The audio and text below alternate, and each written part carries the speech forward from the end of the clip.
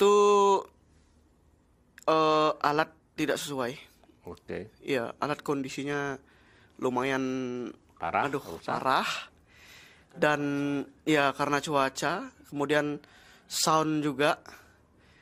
Begitu sih, yang tidak mengenakan. Karena kepuasan alat gitu ya.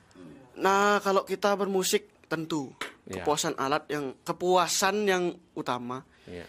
Karena Karena bermain dua gitu iya, benar. alatnya gitu ya. Iya, benar itu. Kalau udah itu nggak terpenuhi aja salah satu. Udah. Hilang mood gitu. Iya, hilang mood.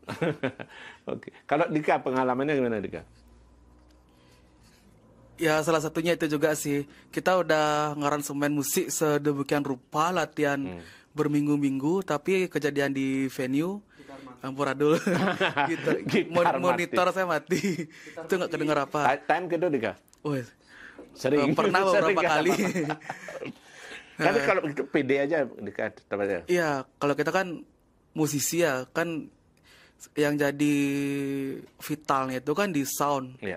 Ya, jadi kalau misalkan kita gimana mainnya nguyak segala macam, tapi dari soundnya keluar nggak sesuai gini, nggak ada gunanya juga. Ya nggak ada gunanya juga. Nah juga sama juga waktu launching kemarin itu sedikit gini sih, apa istilahnya sedikit kecewa karena keadaan sound juga, padahal kita udah setting sedemikian rupa. Karena tapi satu dan lain hal karena maksimal. Karena gitu. sedikit kelalaian soundman juga Oke. agak gimana gitu jadi. Ya, makanya seperti judul lagunya tetap semangat. Iya, besok yang itu lebih indah kan gitu kan. Cegaskan. Nah kalau Pak Manbawa boleh nggak spill dikit